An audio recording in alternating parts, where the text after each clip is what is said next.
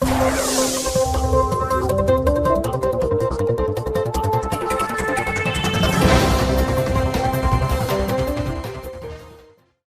everyone, I am Eiji Hisatomi, Managing Director of JETRO Singapur.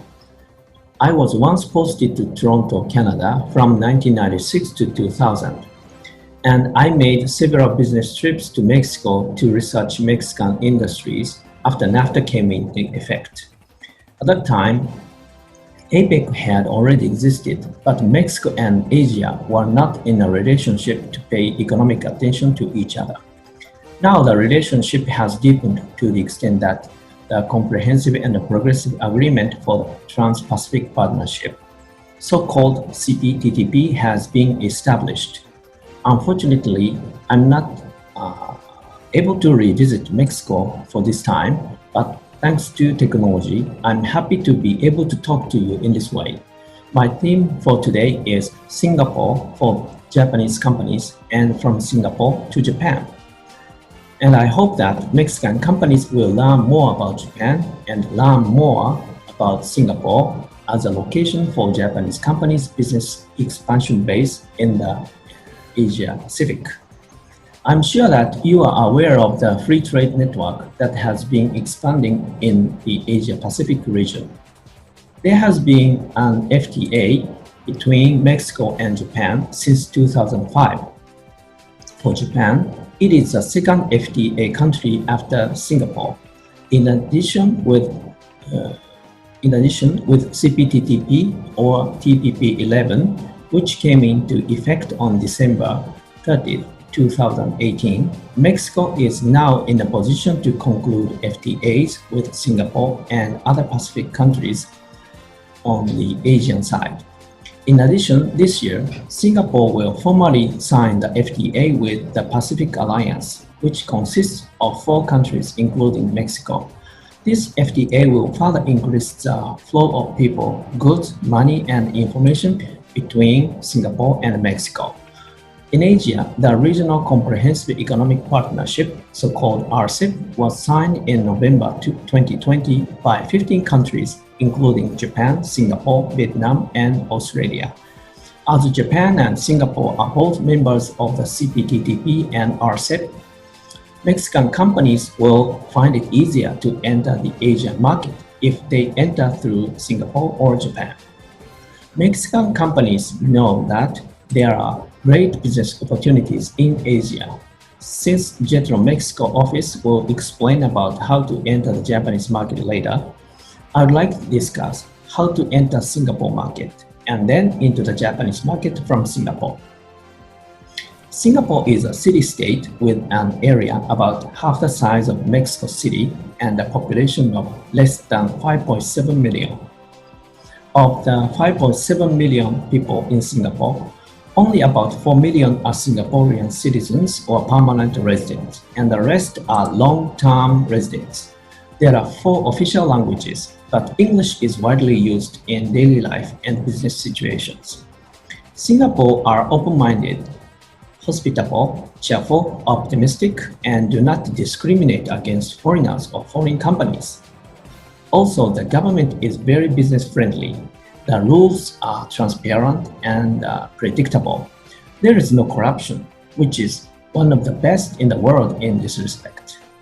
In the manufacturing industry, which accounts for about 20% of the GDP, electronics and pharmaceuticals are doing well. The engineering and the logistics industries, such as shipbuilding, are traditionally competitive.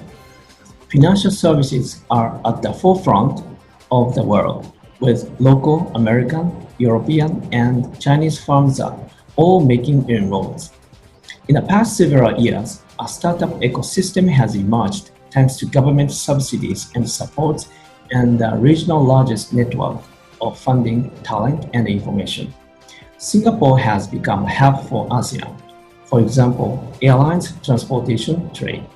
One can efficiently access the entire ASEAN market from Singapore soon. Singapore is also known as Smart Nation.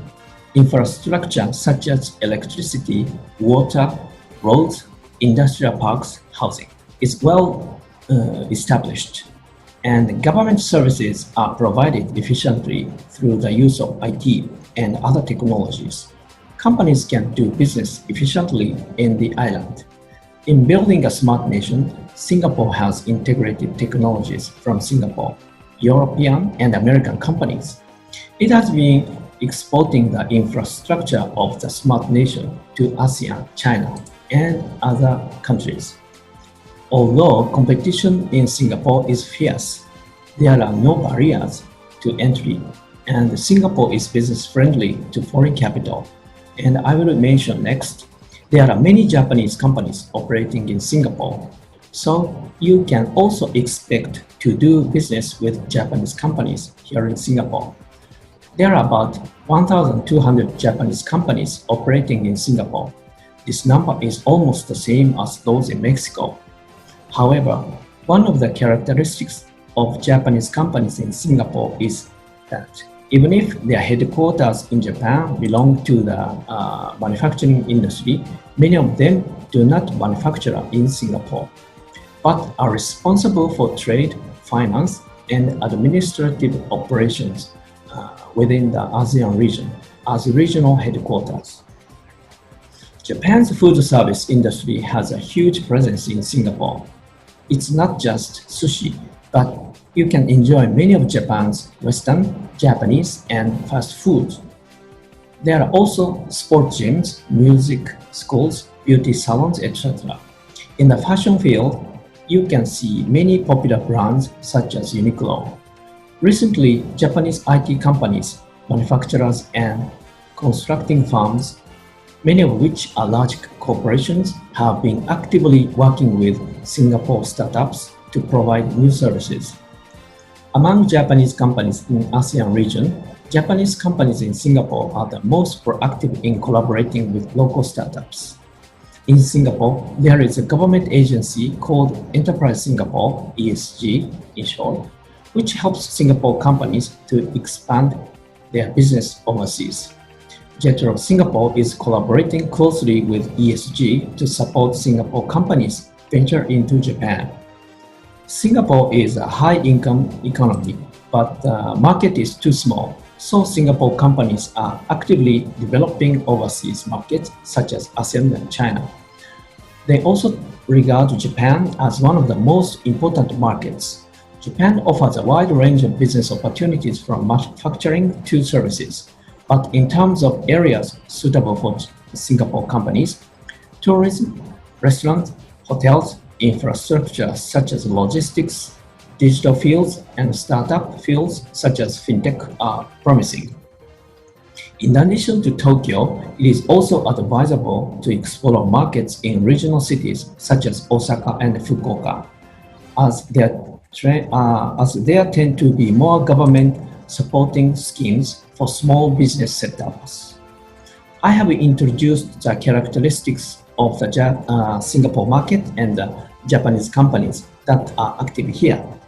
I have also introduced promising areas in the Japanese market where Singapore companies are looking for business opportunities.